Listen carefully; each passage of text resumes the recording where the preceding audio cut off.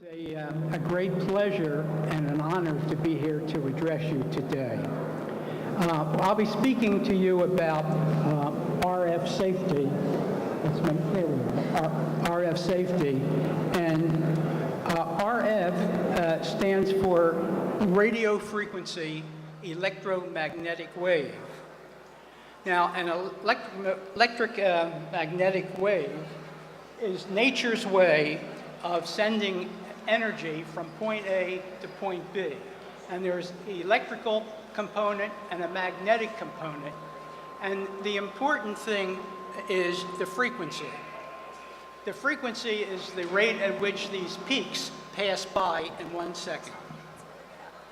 Oh, okay, thank you.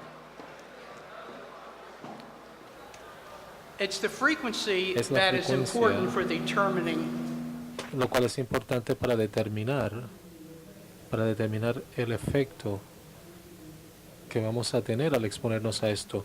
Y los rangos de frecuencia son desde muy pequeños, que vienen de las tomas de energía, a las frecuencias de radio, televisión, microondas, radares, micrómetros, y luego también los rayos X. Ahora, una de las cosas más importantes desde el punto de vista médico en términos de frecuencia es si vamos a frecuencias bastante altas como los rayos X, y luego vamos a tener suficiente energía de hecho para tener electrones, y eso genera la ionización, y ese es el mecanismo por medio del cual la radiación, no es buena idea.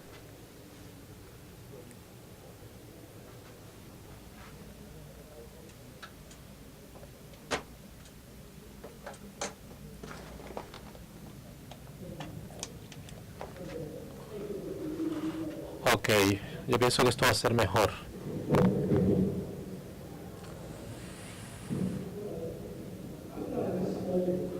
Ok. No sé.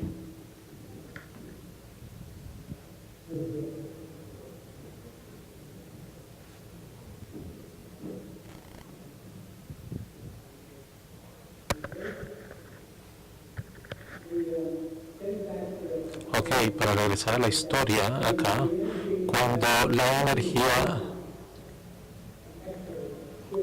está alta, los rayos, no es suficiente energía.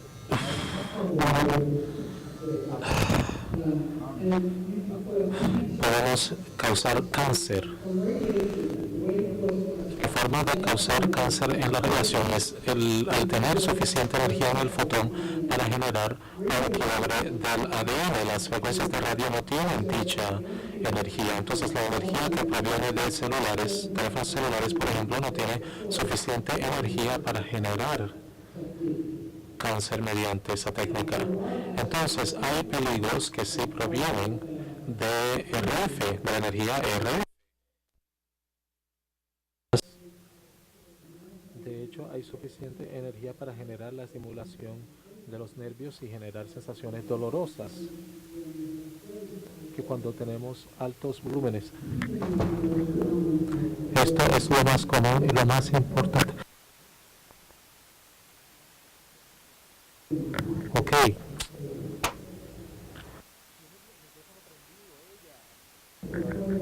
Vamos a hablar un poco al respecto de los efectos los bioefectos. Una de las cosas que tenemos que recordar es que los efectos más sensibles y reversibles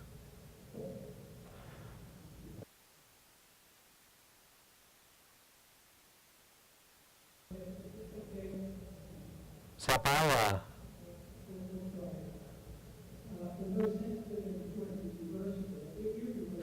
El efecto más importante es la división. Tenemos las células que se dividen más rápidamente, se encuentran en el feto, y si la temperatura es lo suficientemente alta, se puede generar el desarrollo de ciertas anomalías. Con la mayoría de los órganos pueden destruirse por el calentamiento, pero pueden crecer nuevamente. y podemos perder una cantidad de células todos los días y se puede recuperar sin ningún tipo de problemas. Pero con el feto esto no es cierto. Si destruimos algunas células en el feto en crecimiento, no hay células más que se van a desarrollar y se van a generar algunas anomalías. A esto se le llama la hipertermia en el contexto intrauterino. Y estas anomalías han sido halladas en todos los laboratorios, en todos los animales de laboratorio que se han estudiado, y no hay razón para pensar de que los humanos serían diferentes. Este es mi trabajo. Aquí tenemos esta damita maravillosa, tenemos este animalito que utilizamos en nuestro estudio, y este ratón estuvo embarazado y se expuso a haces de ultrasonido para generar elevaciones de temperatura dentro del útero. Lo más sensible que encontramos cuando nosotros calentamos los contenidos del feto es esta pequeña onda cerebral. El desarrollo del cerebro es lo más sensible. Entonces aquí vemos un cerebro normal de un conejillo de indias normal. Esto es lo que se ha sido expuesto al calentamiento, y vemos que es más pequeño en el tamaño, pero por lo menos en apariencia, y tenemos menos células. Es el desarrollo más importante en cuanto a anomalías. No es compatible con la vida, y acá tenemos que no es fácil, no es difícil decir cuál de estos conejillos de indias no estuvo expuesto a la radiación, al calentamiento. Aquí tenemos la parte inferior de un conejillo de indias neonato, y tenemos las piernas normales que están dobladas, parecen garras, y exactamente es lo que son. Esto es una forma de Esta es la forma de una enfermedad que le llamamos artrogriposis multiforme, lo cual significa que ocurre en una cantidad de articulaciones en todo el cuerpo. Por ejemplo, lo que vemos aquí tenemos la tibia y tenemos el fémur.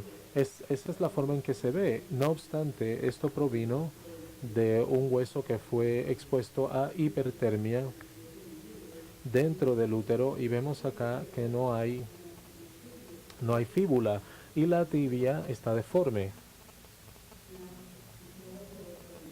También puede ocurrir en humanos. Entonces tenemos que tener cuidado de no subir la temperatura del útero. Tenemos esta gráfica que representa una gran cantidad de trabajo. Yo revisé toda la literatura mundial en cuanto a los efectos de hipertermia en el útero, y cada punto que tenemos aquí en adelante representa un umbral para cierto nivel de temperatura. Aquí tenemos el tiempo más corto de exposición que podemos encontrar en términos de anomalías, o podemos dar duración en cuanto a la temperatura más baja que puede generar anomalías, y esto es todo lo que tenemos aquí. Ahora, todo lo que esté por encima de esta región potencialmente va a ser peligroso. En algunos experimentos, hay experimentos que muestran el desarrollo de anomalías. Lo que se hace es abordarlo con una temperatura diferente, y se tomó un periodo más corto para reducir las anomalías. Cuando combinamos los diferentes puntos así, resulta que para una anomalía, todas las líneas o las paralelas nos dan una forma de hacer una extrapolación y desarrollar una relación entre la temperatura y la duración de la exposición. Yo no voy a entrar a los detalles de la fórmula, simplemente para poder decir si queremos ver cuánta temperatura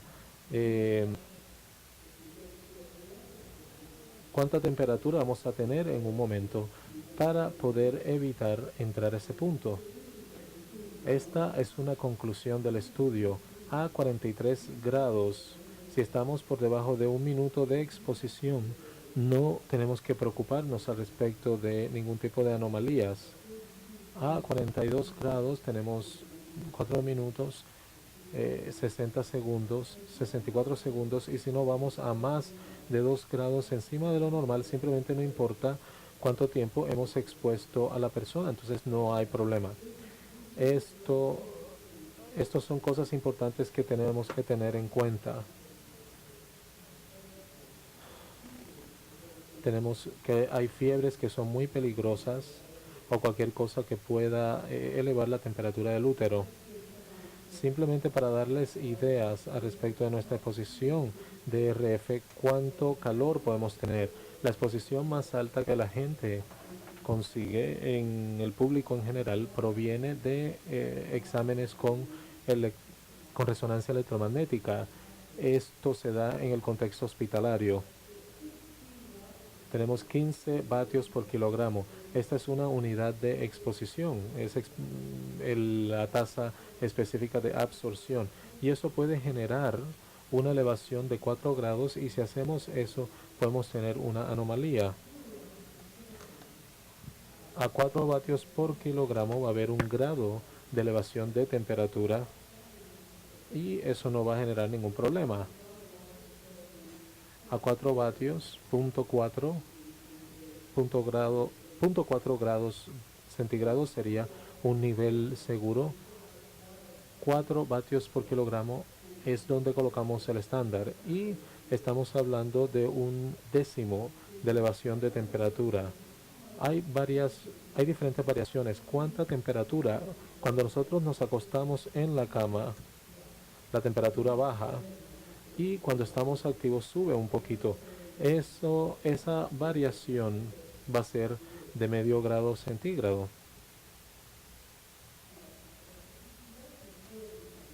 Lo más importante desde el punto de vista termal, cuando vamos a niveles más bajos, hay diferentes cambios conductuales, y eso indicó el experimento. El nivel más bajo que vemos en los experimentos en ratas y en monos que se han entrenado para presionar un pedal para recibir su alimento, tenemos varios vatios por kilogramo. Ellos empiezan a desacelerarse en su ritmo de presionar el pedal, y y a veces se detienen del todo. Entonces tenemos que simplemente detenernos si no hay problema. Esto, a propósito, es lo que nosotros utilizamos para establecer los estándares. Nosotros tenemos factores de seguridad 10 veces menores que pero ese es el efecto más bajo que podemos encontrar en todos los experimentos que nosotros realizamos. Ahora, en términos de los efectos menores que estos valores, no hay ninguno que se haya establecido desde hace 50 años de trabajo experimental que en realidad se hayan establecido y que son aceptados por la comunidad científica. No hay ningún método conocido a través del cual RF pueda generar daños que estén por debajo de estos niveles. No hay ningún tipo de relación de respuesta a la dosis. En cuanto a la validez de algunos de estos reportes, todo es especulativo y ciertamente no son útiles para los contextos estándares. Tenemos que tener cuidado de la información que no estamos detectando. Hay mucha información en el internet, y simplemente porque esté escrito no significa que sea verdad. Por ejemplo, en los Estados Unidos, en uno de los papers, hemos tenido cosas como que una chica dio a luz mientras se tiraba de un avión en paracaídas. Simplemente porque se encuentra escrito no significa que sea verdad. Todo esto es absurdo. Y hay cosas que se han reportado, tales como la frecuencia RF generando problemas en bebés, como el incremento en el crecimiento del cabello. Eso no es cierto. Este tipo de cosas no son verdad. Pero ¿puede el RF generar cáncer? Esta es una historia recurrente. Ciertamente se han dado estudios de epidemiología que indican de que quizás hay un enlace entre el cáncer y el uso de los celulares. Hay algunos reportes y lo que recientemente ha salido es el reporte IARC. Y el IARC es la Agencia Internacional para la Investigación en Cáncer. Es parte de la Organización Mundial de la Salud y es un ente importante y ellos miran diferentes tipos de agentes para la posibilidad de que causen cáncer. Y se han dado diferentes grupos en esto. Uno, definitivamente es carcinogénico. Tenemos 2A y 2B que son posiblemente carcinogénicos. Y luego tenemos el nivel 4, probablemente no carcinogénico. Esto es un grupo bastante conservador. Ellos saben que no pueden probarlo nada. No pueden probar de que todo es totalmente seguro. Incluso en este agente, ellos saben de que no es carcinogénico y dicen probablemente no es carcinogénico. Entonces, esta sustancia, caprolactam, es un químico industrial que se utiliza en la producción de nylon. Es un químico tóxico. Medio gramo puede matar 50% de ratas de laboratorio. Y mi forma de interpretar esto es que la razón por la cual podemos estar seguros de que puede causar cáncer es que usted va a morir antes de que se pueda realizar cualquier tipo de procedimiento. Tenemos un grupo 2 de 264 agentes que fueron determinados en esta categoría y algunos de ellos son bastante familiares.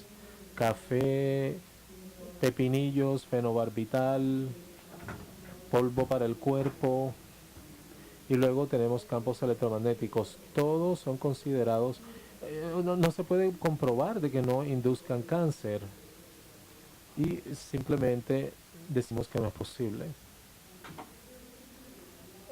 Realmente se ha dado una cantidad de estudios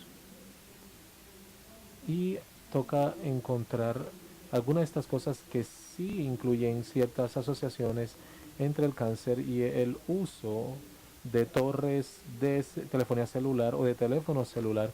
La mayoría no, y cuando analizamos una y otra vez tenemos el feeling de que no hay nada, no se tiene nada, de que todo este tipo de estudios van a colapsar. Tenemos un estudio danés que mira 420,000 usuarios de celulares en el transcurso de 20 años. Esto fue un estudio excelente y la conclusión es que no hay evidencia de una asociación entre los riesgos de tumor y el uso de teléfonos, sea a corto o largo plazo. Además, con una población tan grande que fue estudiada, las estadísticas nos permiten decir de que se tiene la certeza de que no hay una gran asociación con este riesgo de cáncer y el uso de celulares, de teléfonos celulares. El estudio más grande que se ha realizado fue algo que se llamó el estudio Interphone e incluyó 13 naciones. Es incluso más grande que el estudio danés y se trató de encontrar algún tipo de evidencia de asociación. Hubo una sugerencia del riesgo incrementado de glioma en los usuarios más acérrimos.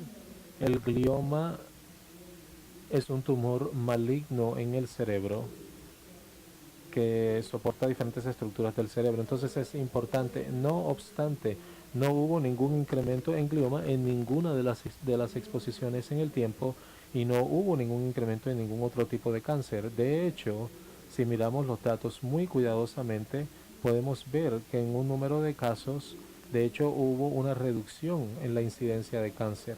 Nadie que yo conozca puede decir que los celulares generan cáncer ni que lo previenen. Entonces, todo es cuestión de estadísticas. Podemos ver cosas con las que podemos apoyar nuestras teorías. La epidemiología es un área bastante difícil con diferentes factores de confusión y toca estar muy cuidadoso con qué tipo de conclusiones llegamos. El Instituto de Cáncer Nacional de los Estados Unidos realizó esta analogía, la cual yo creo es bastante tranquilizante. El uso de los celulares desde 1992 al 2008 se incrementó desde 0 a casi el 100% de la población de los Estados Unidos, pero cuando analizamos no hay para nada incremento de glioma o de ningún otro tipo de cáncer cerebral. Como dije, hay una cantidad de estudios y luego hay diferentes naciones, cuerpos nacionales que miran esto de manera cuidadosa. Acá tenemos un número de revisiones expertas científicas que nos dan una cantidad de ideas, de cosas que pensar, y todas son consistentes. Todas dicen que el punto es que hay evidencia insuficiente para decir de que hay una asociación entre el cáncer y el uso de los celulares, lo cual yo creo es bastante tranquilizante. Hay dos entidades principales de estándares internacionales. Tenemos el comité ICES en cuanto a seguridad electromagnética y también el Consejo Internacional de Protección de la Radiación No Ionizante. El grupo de ICES, tenemos el subcomité que es responsable por escribir los estándares, las normas para RF. Es este grupo y yo soy el copresidente con el profesor Eisendorf de Canadá. El propósito de los estándares es recomendar límites de exposición para proteger en contra de los efectos adversos contra los seres humanos en cuanto a campos electromagnéticos. Las recomendaciones tienen el propósito de aplicarse a todas las exposiciones humanas, excepto para exposiciones de pacientes mediante dispositivos médicos y diferentes herramientas médicas profesionales. Tenemos diferentes propiedades para estándares que se basan en la ciencia y son protectores, son no ambiguos, implementación práctica y posiblemente vamos a poder armonizar otros estándares internacionales. La historia, vamos a empezar nuestro trabajo en este área empezando en 1960. Tenemos diferentes estándares que salieron en 1966 y esto tuvo una longitud de unas 2 páginas. Tenemos diferentes niveles de exposición y se ha dado una serie de revisiones adicionales que han salido. Cada vez se ha involucrado más gente y cada vez se agrega algo. Simplemente para mencionarle algunas, 1992 tenemos diferentes frecuencias con diferentes susceptibilidades y absorciones y toca tomar en cuenta la frecuencia. Tenemos 2/3 del público general y para ocupación y el nivel para las extremidades. Ojalá puedan ustedes leer esto, lo que está en rojo. Tenemos el nombre de nuestro estándar. Es la extrapolación 1.5 a 2005. Nosotros podemos descargar una copia de este sitio web y lo podemos guardar. Tiene más de 100 páginas, pero están todos los detalles de cuáles son los límites. Yo creo que para efectos del tiempo voy a acelerar en las próximas diapositivas que esencialmente nos revelan qué podemos hacer para establecer estos estándares mediante diferentes estudios. Le hemos prestado muchísima atención a, de hecho, la literatura al respecto y lo primero que tenemos que establecer es transparencia, los datos de entrada provenientes de los diferentes actores del proceso. Tenemos la academia, el público en general y luego los consultores, la industria y todos los demás. Tenemos los procedimientos que se han descrito muy bien y se necesita un consenso general antes de poder generar recomendaciones. Y luego vamos a permitir la posibilidad de responder cada pregunta de manera adecuada. Tenemos una vigilancia muy activa de la literatura para ver que el número de publicaciones sean relevantes y que los reportes se estudien para ver si se puede mostrar algo que sea importante para establecer los estándares. Y luego tenemos una base de datos extensa que hemos establecido por más de 50 años. El sitio web de la OMS, de la Organización Mundial de la Salud, tiene 2.500 entradas, 1.400 de las cuales son relevantes. Y tenemos las últimas normas, tenemos 1.143 estudios que de hecho se detallaron en las referencias de las normas. Aquí simplemente tenemos las unidades que utilizamos para especificar cuáles son los límites. Tenemos exposición de cuerpo completo para todo el cuerpo. Y aquí tenemos los puntos de vatios por kilogramo y tenemos los márgenes de seguridad. Para la parte superior del público en general tenemos 5 veces más y el factor de seguridad es 50. Yo no espero que ustedes lean esto, pero esto muestra algunos de los detalles a los que hemos entrado para diferentes frecuencias y cuáles deberían ser los límites. Aquí hemos gastado mucho tiempo hablando al respecto de estas cosas y esto es para exposición local. Estoy asumiendo para el público en general. Es fácil ver cuando graficamos todos estos tipos de cosas. Tenemos la frecuencia de esta forma y acá tenemos la medición que utilizamos en términos magnéticos y eléctricos y de este lado tenemos las frecuencias mayores y de hecho estamos utilizando densidad de energía espacial para los valores que estamos utilizando en los márgenes más bajos. El hecho de que no sea plano en todas las frecuencias es porque algunas frecuencias tienen mayor absorción en el cuerpo, entonces tenemos que tomar en cuenta todas estas distinciones. Esto es para el nivel mayor y aquí tenemos el nivel menor.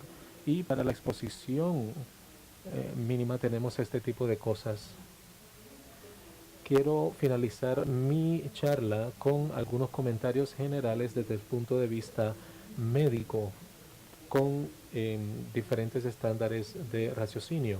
Es sumamente estándar. Aquí tenemos la protección para el público. Hay algunas preocupaciones que nunca van a eliminarse totalmente. Hay personas que tienen mucho miedo, que han escuchado historias, han leído cosas en internet. Nada les va a satisfacer, nada va a tranquilizar a estas personas. Hay gente que incluso cree que la Tierra es plana y de que hay de hecho una asociación de personas que cree que defiende la idea de que la Tierra es plana. Sí, vamos a hablar de hipersensibilidad magnética, electromagnética. Hay ciertas personas que reclaman de que la sensibilidad como tal a los campos y a la radiación electromagnética es demasiado alta. Por ejemplo, creen que hay algo que se puede monitorear y que genera problemas. Estas personas reclaman de que han desarrollado urticarias, problemas cutáneos, de que se les ha afectado el sistema nervioso, una gran cantidad de síntomas no específicos y son gente que sufre, incluso sienten dolor, pero todo es psicológico.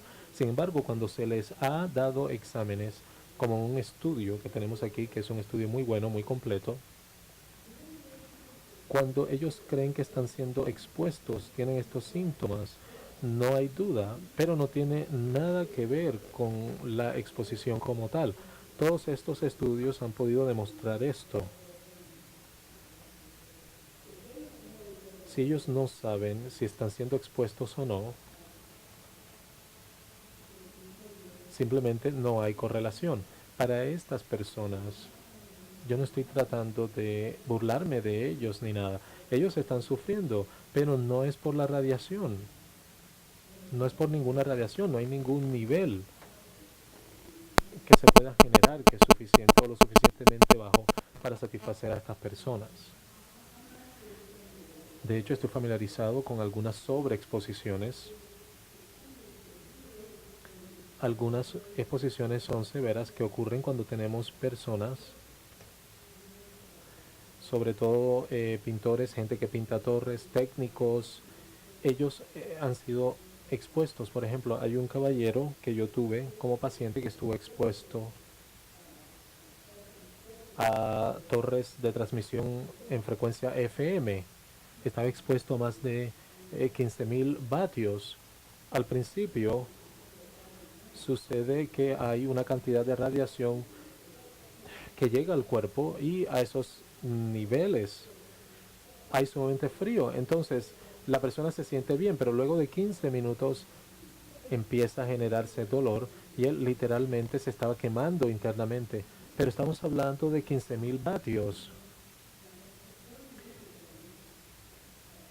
Hubo daño orgánico, pero cuando analizamos esto, si no se siente dolor en este tipo de exposiciones, nada sucede, nada le está sucediendo a usted.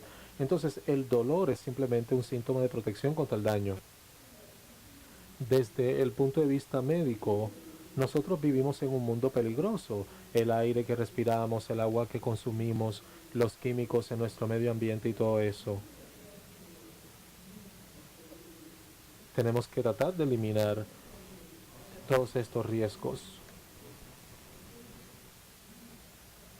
Es lo mínimo que podemos generar. Significa que no podemos generar un nivel de preocupación en términos médicos. Tenemos algunas variaciones, como lo indiqué anteriormente. Esto es mucho mayor de lo que puede ocurrir bajo nuestros estándares. Con esto simplemente me gustaría agradecerles por su atención.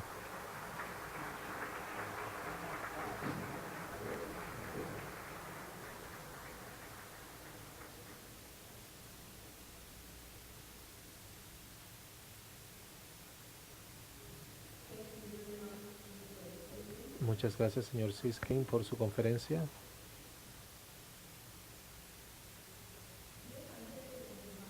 Okay, before we continue, I wanted to reiterate that tomorrow we're going to have the presence of the President of Colombia, Juan Manuel Santos Calderón. For that reason, it is important to remind you that the sessions are going to start on time, 8:30 in the morning, and you have to